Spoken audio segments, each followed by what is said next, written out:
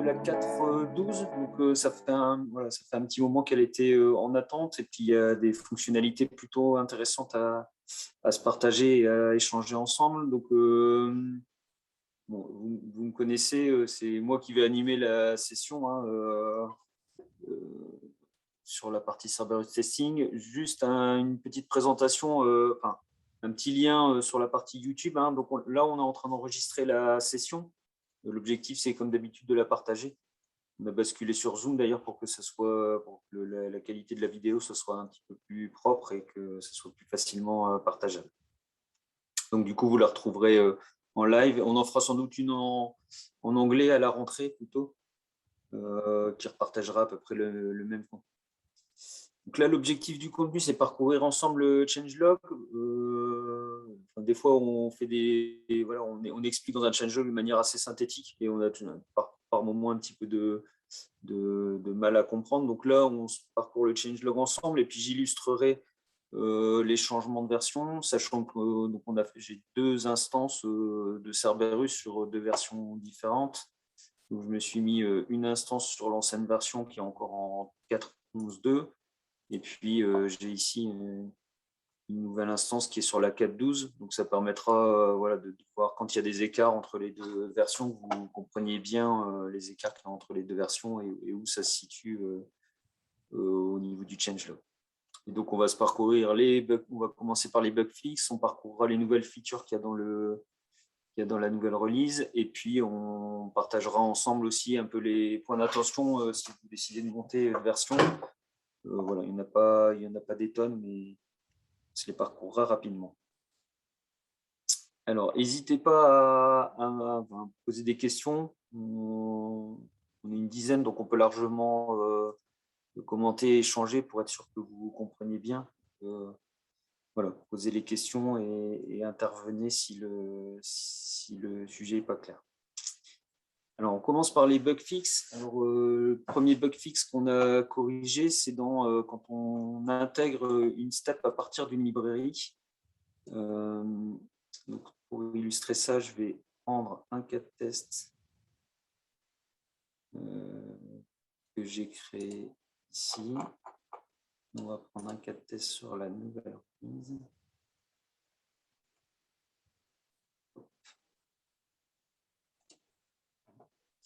Alors, sur l'ancienne release, donc là, j'ai fait un cas de test où j'ai mis un step en librairie. Là, je suis sur l'ancienne version. Et en fait, ce qui se passait dans l'ancienne version, c'est que quand j'importais, donc là, je viens d'apporter le même step qu'il y avait au-dessus. Ici, je ne sais pas si vous l'aviez remarqué, mais tout était vide. Ouais, il fallait sauvegarder pour pouvoir le voir. Voilà, il fallait sauvegarder, effectivement, et seulement après, on voyait le bug. Donc, du coup, ça a été corrigé. Je fais la même chose dans la nouvelle version. Vous voyez un petit peu. Et donc là, quand je fais un create, j'ai bien la totalité du step que j'ai importé. À noter aussi qu'en même temps, on a corrigé quelque chose qui était pas bien fait aussi historiquement, c'est que les informations ici qui étaient au niveau des conditions de loop, ils n'étaient pas bien repris dans l'ancienne version. Donc, je vous le refais ici en réinsérant la fonctionnalité. Donc là, j'ai inséré mon bug qui est marqué Always, mais si ici dans la librairie correspondante, donc je change et au lieu de mettre Always, je mets Verify Element Present par exemple. Si je reviens dans mon test précédent, ici je vois toujours Always, alors que normalement c'est supposé un Verify Element Present. Donc en fait, on affichait, ça se passait bien au niveau des actions et des contrôles, mais au niveau des conditions, au niveau du step, le truc n'était pas bien repris, ce qui pouvait introduire de la confusion. Ouais, on avait un problème. Ouais, au niveau des mises à jour aussi dans les data libs, au niveau des steps, tu sais, quand on nommait, enfin, je sais pas si dans les bugs que tu as corrigés, quand on ajoutait une step de librairie et qu'on changeait le nom de la step, ça changeait pas le nom de la step dans toutes les librairies qu'ils utilisaient, enfin, dans tous les cas de test qu'ils utilisaient. Ça, faudrait peut-être regarder alors. Alors, c'est pas bien méchant, je veux dire, mais c'est juste pour la lecture, quoi. Ouais, bah, en fait, c'est quand même un peu pénalisant. Donc, Ouais, ouais. Donc, hésite pas à créer un ticket pour qu'on le corrige. C'était quoi? On va regarder si c'était déjà Là, tu vois, disponible. ta step, elle s'appelle Open Cerberus Website. Ouais. Donc, si tu changes le nom de ta step en librairie, je suis pas sûr que dans ton cas de test, le nom sera mis à jour. Alors ça pour le coup, c'est un choix. C'est que en fait, il y a quelques informations que tu peux quand même modifier dans la step attachée. Donc ici, par exemple, le force exécution, il est bien disponible en modification parce que même quand bien même tu utilises une librairie, tu peux décider, c'est plutôt lié au cas de test dans lequel tu attaches ta librairie. Tu vas dire, bah, un coup je le force ou un coup je le force pas. Ah, C'est d'accord, donc pour il y a ça des que ça a été modifiables. Ok. et la description, c'est la même chose. Parce que tu peux vouloir du coup contextualiser dans ton cas de test en disant, bah, ça fonctionnellement, j'utilise une librairie qui fait de manière générique un ajout panier. Mais là, en fait, dans ce test là je veux mettre ajout au panier de mon produit particulier.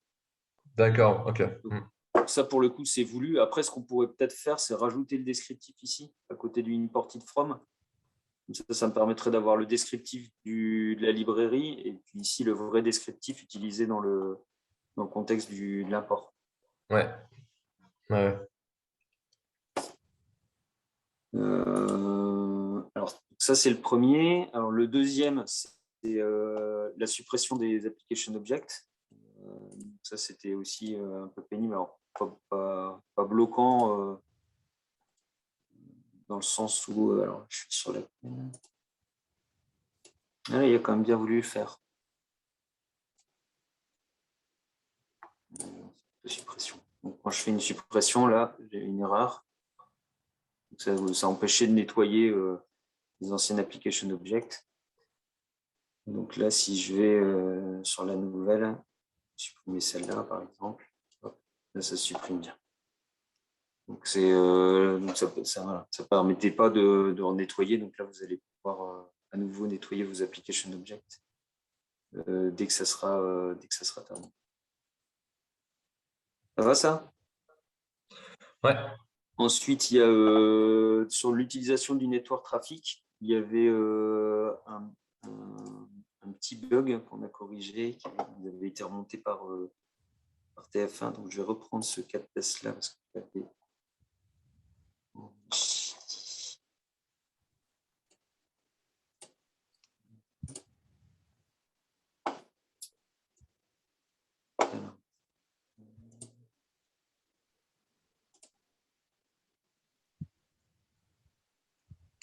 excusez-moi, je crois que c'est oui, le cas de test. Voilà. C'est bien ce cas de test-là. Alors, du coup, là, j'ai fait un cas de test exemple pour qu'on voit un petit peu. Donc, mon cas de test exemple, il fait un open URL sur le site de Damar. Il indexe le network traffic sans spécifier de valeur. Et après, j'entre le mot rob sur sur le champ de recherche, je clique, je prends une copie d'écran et je récupère le network traffic de la partie A/B testing. Donc, de toutes les URL en fait, qui ont transité pendant tout mon cas de test qui contiennent A/B testing. Donc, si je lance ce cas de test-là, on va le lancer sur un robot. Je sais bien qu'on l'a lancé sur un robot proxy. Lancer en exécution automatique.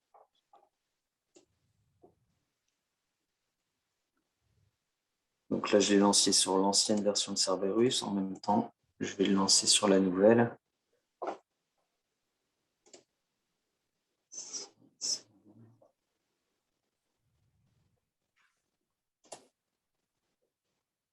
Donc, c'est exactement le même test. Hein. Donc, il ouvre l'URL, il indexe le network traffic, il met rob, clique, il prend un screenshot et il récupère le trafic A/B testing. Pareil, je vais le relancer aussi.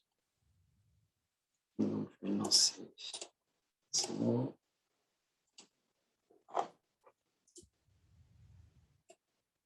Donc là, du coup, si on regarde sur l'ancienne version, donc, ce qui s'est passé ici, c'est donc bon, tout s'est bien passé. Hein, il a bien ouvert l'URL.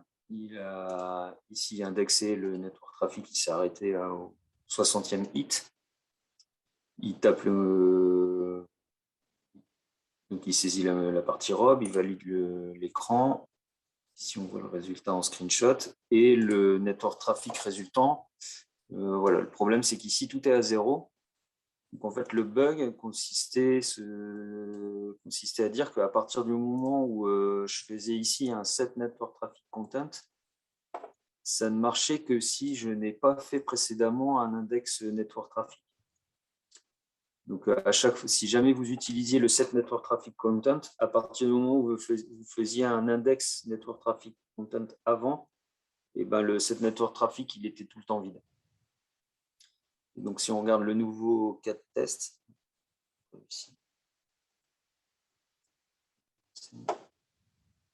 si on regarde le nouveau cas de test, lui, corrige bien l'issue. Donc, ici, le get network traffic, je retrouve bien la totalité de mes hits A/B testis.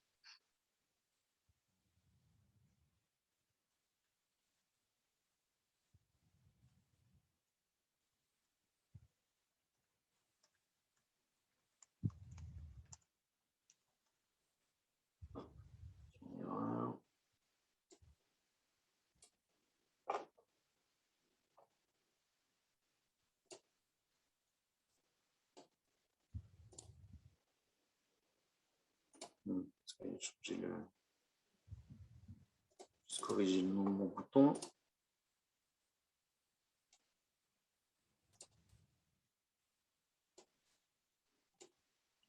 Désolé, l'erreur, c'était pour que je puisse montrer une autre évolution qu'il y a juste derrière.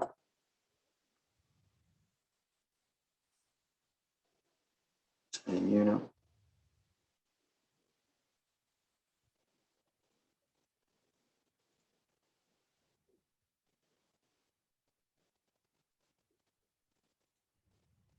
Voilà, donc là, il a bien cliqué sur le bouton et dans mon set network traffic, voilà. Là où avant j'avais 0 parce que je ne retrouvais pas mon hit A/B testi, bon là je retrouve bien le hit A/B testi.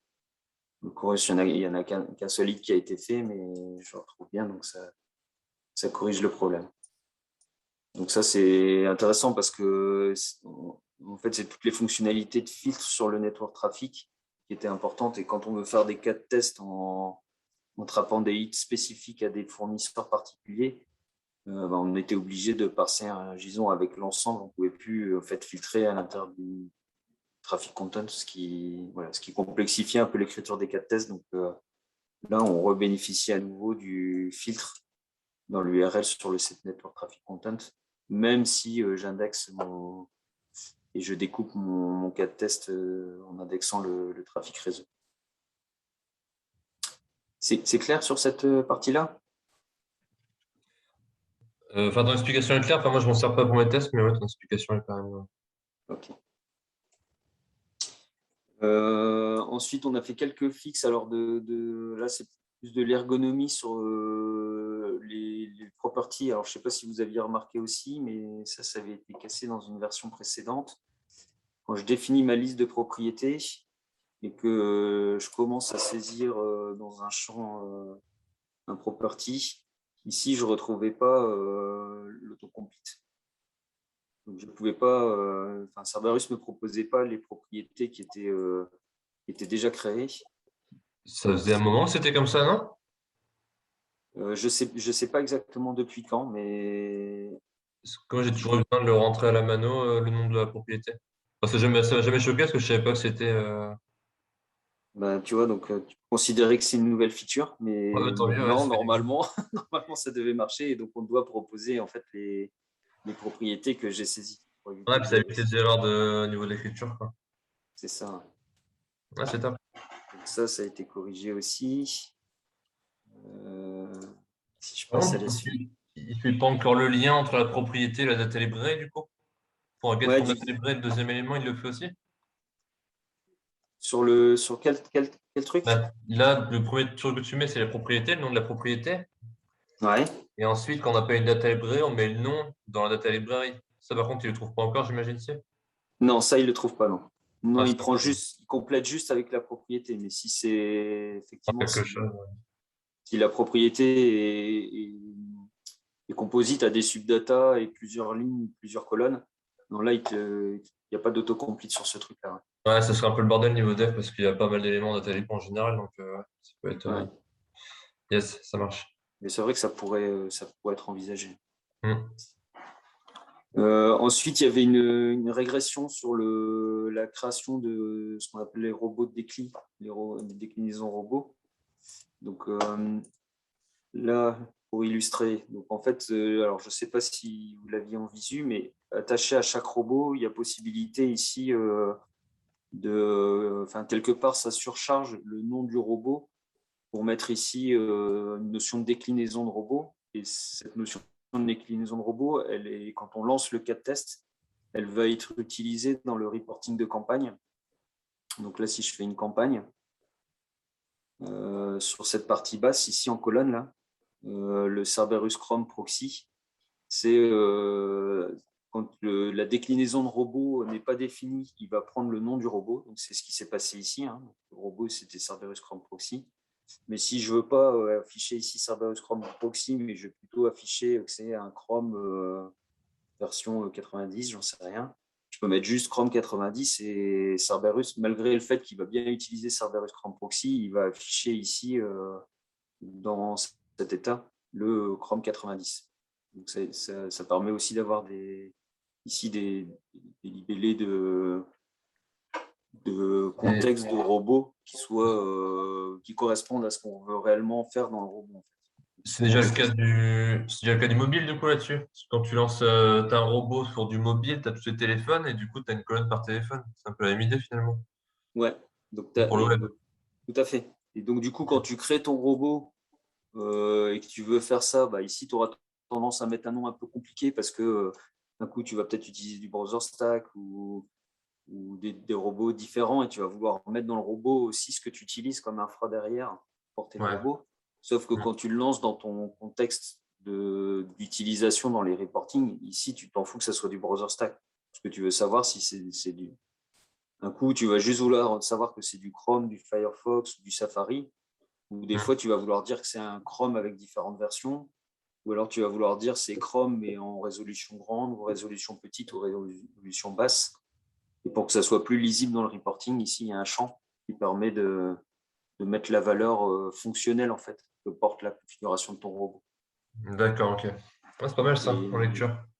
et le bug, donc, le bug derrière ça, c'était que quand on lançait une exécution, quand on lançait dans l'ancienne version, quand on lançait cette exécution, mais dans un mode manuel, c'est-à-dire c'est pas Cerberus qui lance le cas de test, mais c'est manuellement rentré par l'utilisateur. Donc Mhm. si je force en manual execution, que je lance l'exécution, quand Cerberus il crée la configuration, ici ces champs-là n'étaient pas renseignés. Vos déclinaisons étaient vides et les informations de plateforme et browser étaient complètement vides. D'accord. Mm. Donc ça, du coup, ça a été corrigé. Maintenant, si je refais une exécution manuelle sur ce cas de test-là, donc je vais retrouver la même exécution manuelle, mais là, je retrouve bien ma déclinaison. Donc ça, c'est important quand on fait des campagnes finalement, quand on intègre des exécutions manuelles dans les campagnes, parce que sinon, ça séparait en fait dans le reporting les exécutions manuelles sur une déclinaison robot vide. Et pire, si je voulais faire des exécutions manuelles sur différents navigateurs, je ne passais plus l'information du navigateur à utiliser par la personne qui exécutera le cas de test. Voilà, donc ça, c'est corrigé. Un autre correctif qui avait été demandé, là, c'était côté Decathlon. Pareil, j'ai illustré sur même cas de test. Donc, c'est dans la définition des propriétés, ce coup-ci. J'ai créé une propriété en exemple, qui est celle-là. Je vais vous montrer. Donc, quand on faisait, alors ici, c'est un exemple de cas d'usage avec une propriété de type get from JSON. Donc, je récupère avec un JSON pass un message issu là, je l'ai mis en dur, mais on peut mettre une URL de service, mais on récupère à partir d'un JSON une structure et quand le résultat ici me retourne un tableau. Donc, c'est le cas ici, parce que je prends tous les phone numbers, enfin, tous les champs types du phone number. Et là, j'en ai deux, celui-là et celui-là. Quand il se passe, quand, quand le résultat du JSON pass me retourne une chaîne de caractères avec des caractères type un slash ici, Cerberus, alors c'est pas Cerberus qui faisait ça, c'est la librairie de parsing JSON. Elle rajoutait un anti-slash systématiquement à chaque cas de test. Si je vais sur la dernière exécution, on va voir ce que ça donne. On va relancer. Je ne vais pas prendre la dernière, celle d'avant. Donc, si je prends l'exécution juste avant, où j'ai dû justement calculer cette propriété, là, on voit le résultat. Je ne sais pas si vous voyez. On voit que dans le résultat, il a bien récupéré les iPhone test et home, sauf qu'au lieu de mettre un iPhone slash test, il a fait un iPhone anti-slash slash test. Donc, il a protégé le slash. Et donc, ça, pareil, en termes de parsing de JSON, ça posait quelques problèmes parce que ça nécessitait de retraiter le résultat pour enlever les anti-slash. Et donc là, dans la dernière version, si je prends une exécution, donc là, on retrouve bien donc c'est cette valeur-là. On a fait exactement la même propriété avec le même calcul de propriété. Et là, ça a bien été nettoyé. On reçoit réellement la chaîne de caractères qui est remontée du JSON. Voilà, donc ça, c'est une petite subtilité. Et après, voilà le dernier bug fixe qu'on a corrigé. Peut-être aussi tomber dessus, c'est quand on crée une action, je vais le faire ici, je ne sauvegarderai pas. Donc, quand on crée une action de type call service, ici, l'autocomplexion, pareil. Alors, l'autocomplexion fonctionne, sauf que si ici, je voulais définir un nouveau service, donc là, en l'occurrence, demo resget, il existe, donc j'ai bien mon bouton d'édition. Mais si je mets un démo resget 2 qui n'existe pas, ici, j'ai encore mon bouton d'édition. Et du coup, ça me charge quelque chose de complètement vide. Donc, je ne reprends rien. Si je regarde le correctif qui a été fait, donc si je fais la même chose, je rajoute mon call service. Donc ici, j'ai toujours ma liste de mon autocomplétion, sauf que on l'a vu avant, mais si du coup, si je rajoute une valeur qui n'existe pas, là, il me met bien le plus pour le créer. Et je peux le créer derrière de manière un peu plus. Oui, il prend la valeur que tu avais saisie avant, du coup, puis tu peux le créer. Il prend, exactement, ouais. Il prend la nouvelle valeur et du coup, je peux le créer si il n'existe pas. Ça me permet de le créer à la volée. Avant, du coup, vous étiez obligé de repasser par l'écran de création de service pour pouvoir créer le service. Là, finalement, la 4.12, d'un point de vue bug fixe, pas mal d'améliorations de confort, finalement, j'ai l'impression aussi. Ouais, pas mal d'autocomplétion voilà, qui était un peu sorti. Et après, en nouvelle feature, il y a pas mal aussi d'améliorations dans l'interface, pour faciliter l'ergonomie. Top. Donc ça, c'est